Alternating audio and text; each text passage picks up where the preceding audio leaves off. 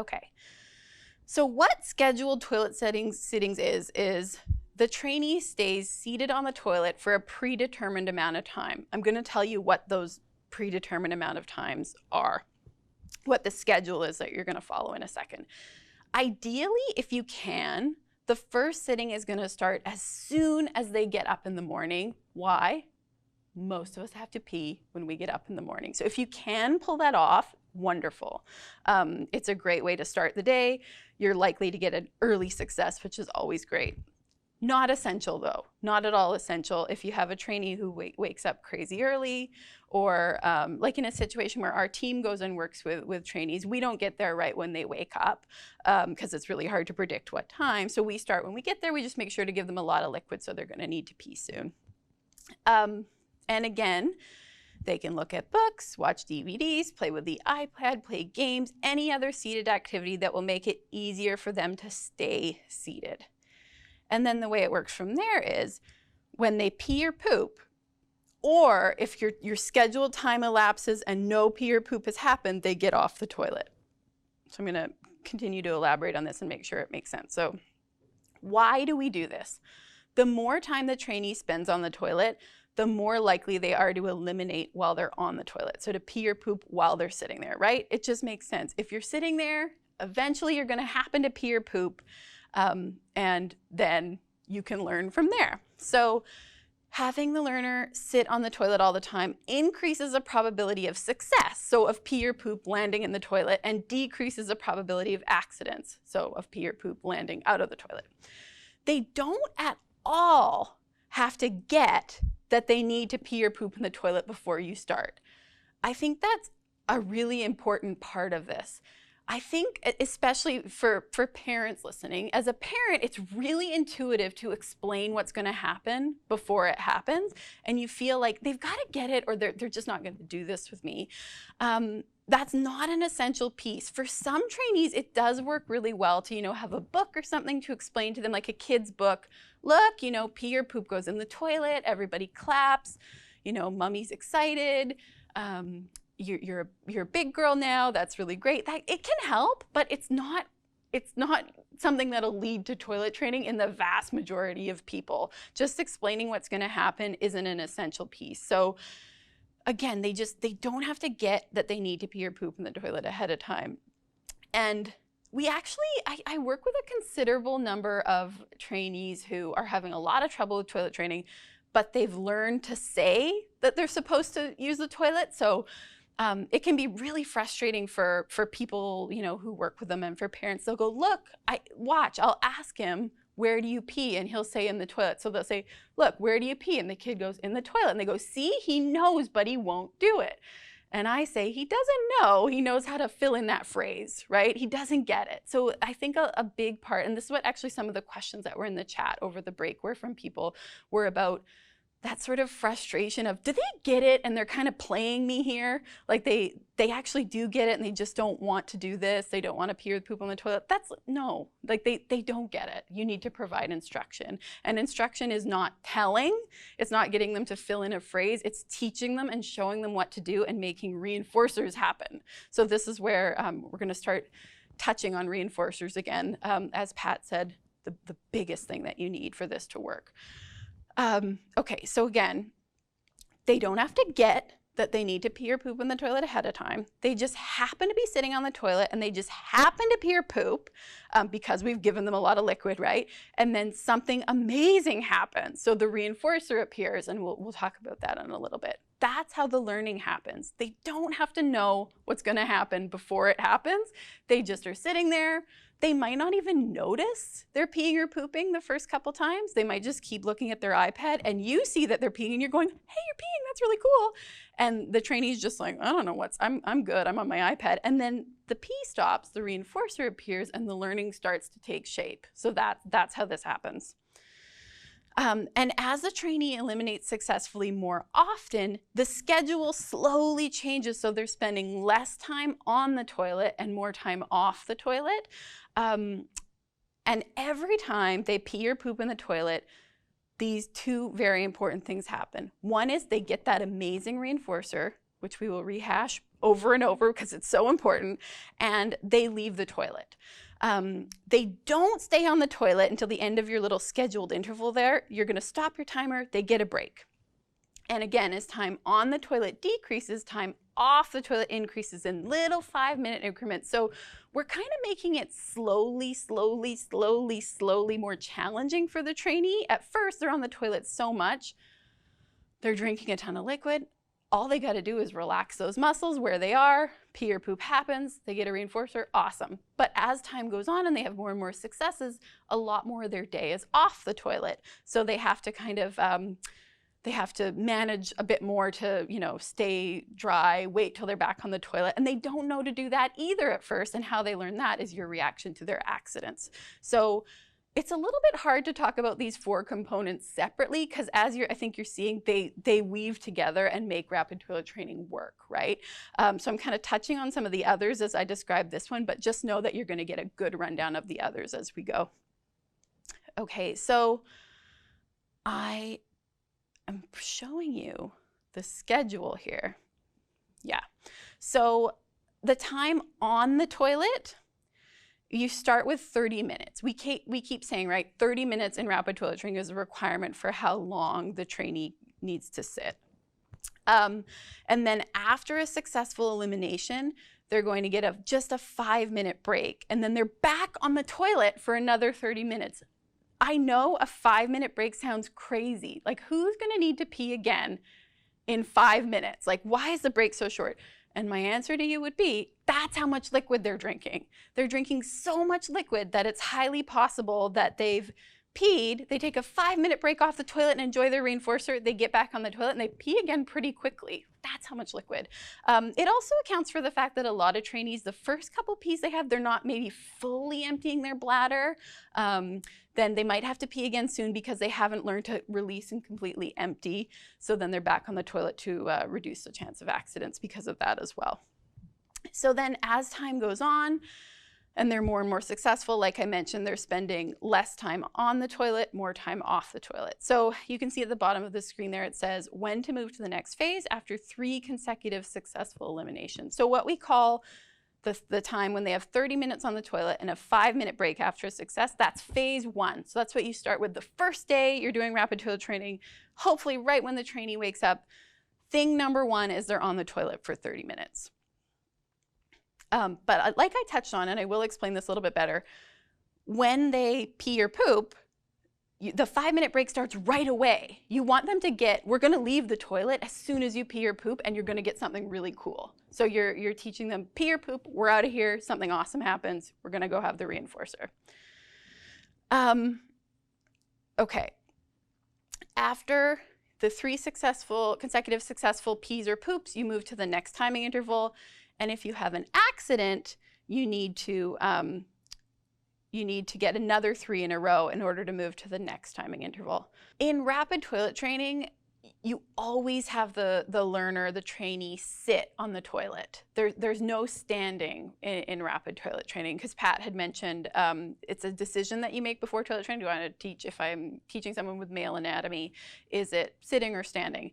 In other methods, and in the method that we'll talk about tomorrow, yes, that's a choice. In rapid toilet training, sitting's important because we're working on pee and poop together, right? And you can't have a successful poop in the toilet if you're standing. A question you might be having is, what if the trainee doesn't pee or poop during the scheduled sitting? So right now, Joey's in phase 2. Again, that's 25 minutes. Mom's going to set her timer for 25 minutes as soon as Joey gets on the toilet. If the trainee doesn't pee and your timer's going off, they haven't peed or pooped in 25 minutes, they just get a 2-minute break to stretch, move around, play, etc.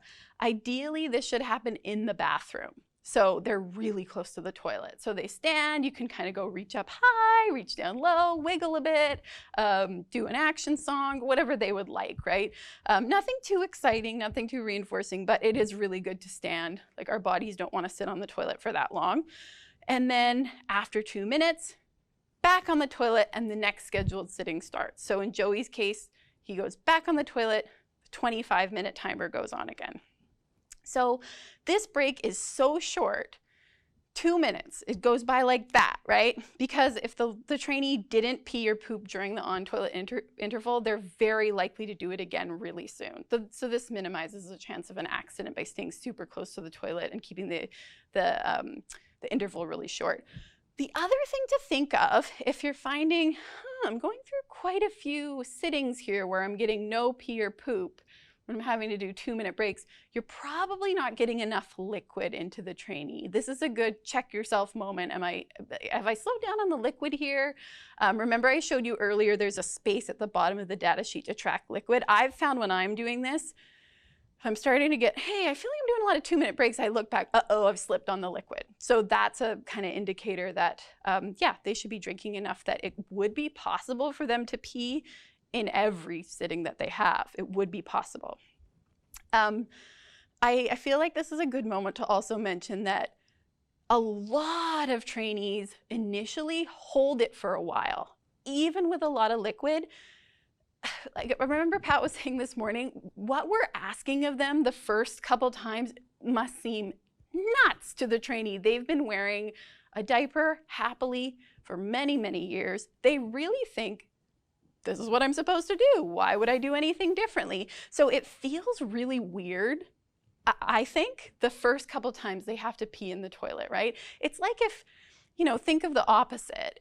If you or I, people who've been toilet trained for many, many years, had to pee in a diaper, I feel like I would hold it for a while, right? Like I would wait. You'd go, I don't know if I really, it feels weird. I don't really want to do it. Even with a lot of liquid, I would probably hold it as long as I could. I don't know, that might not be true of everyone, but I feel it's the same. So initially, a lot of trainees you'll see they have to pee, but they're kind of like, where's my diaper? What's going on? A little uncomfortable, right? So don't worry if you get some holding. It can take a couple hours. It can take a couple hours to release and feel comfortable. And that's totally okay. This Joey example is just ideal. Like it's kind of, if it's going perfectly and all the stars are aligning, this is how it plays out. But it's not necessarily standard.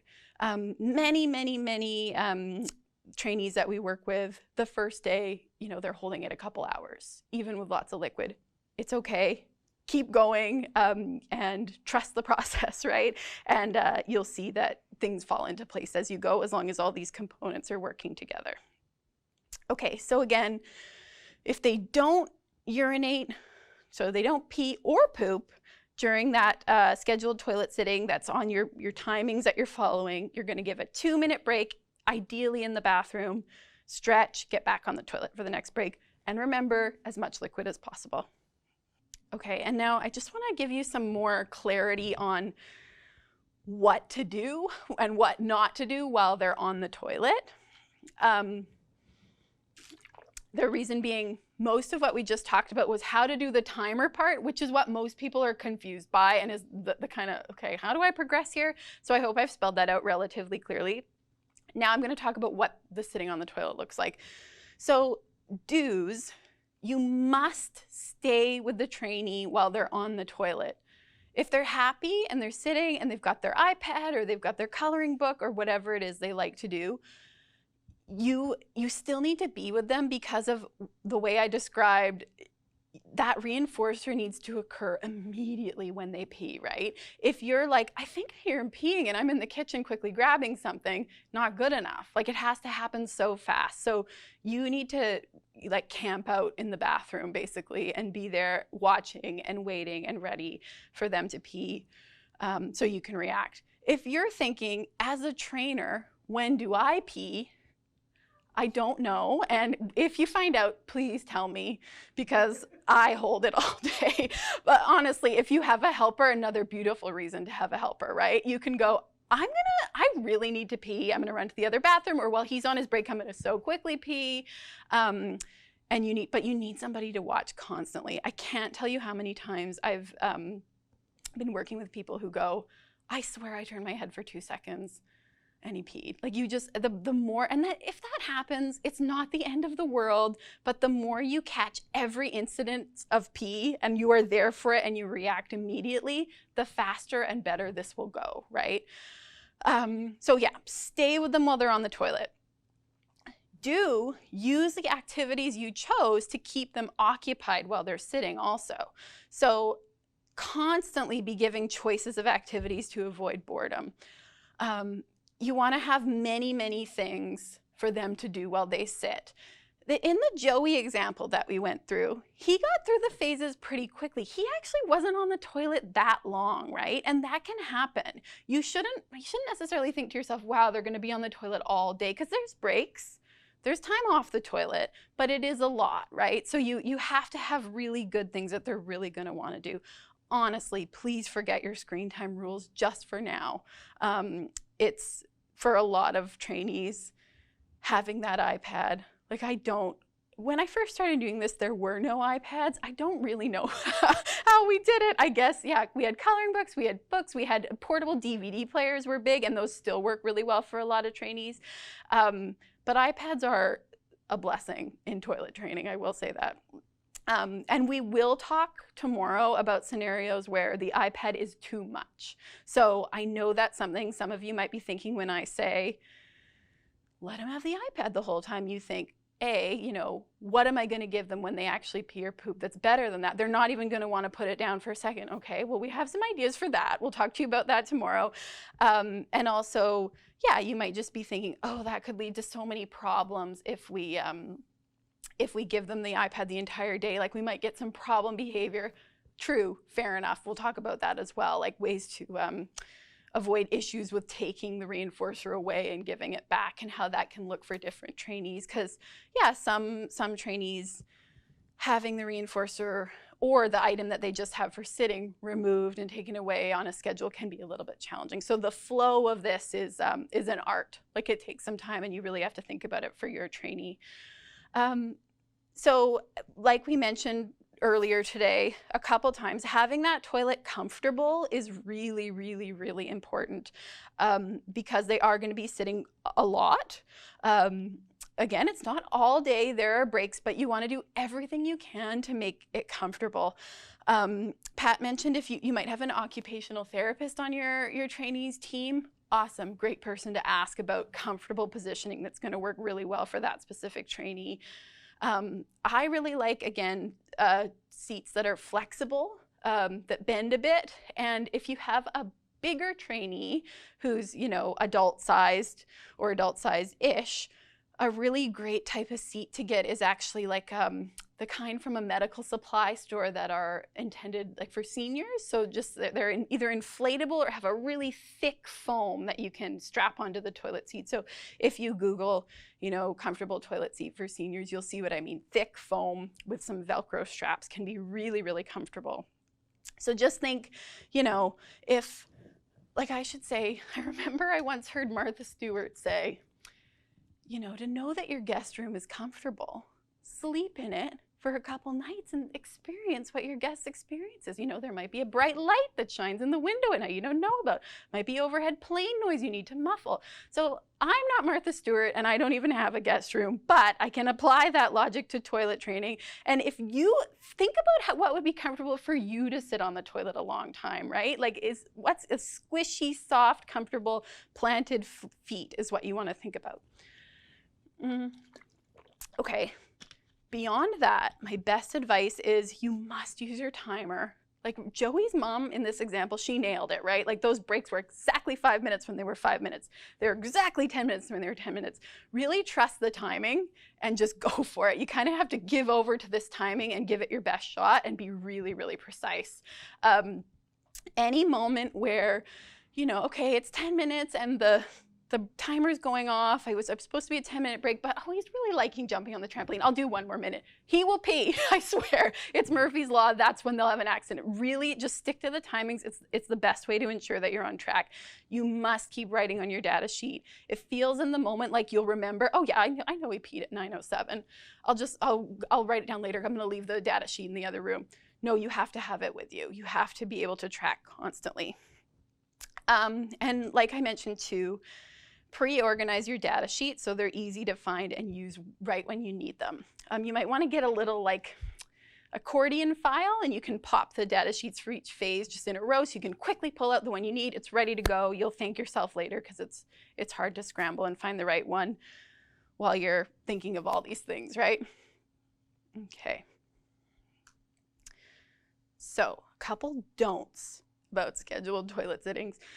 You don't want to allow the trainee to leave the toilet if they're bored. Rather, redirect them to another of your planned activities. So this is why it's important to have variety of things.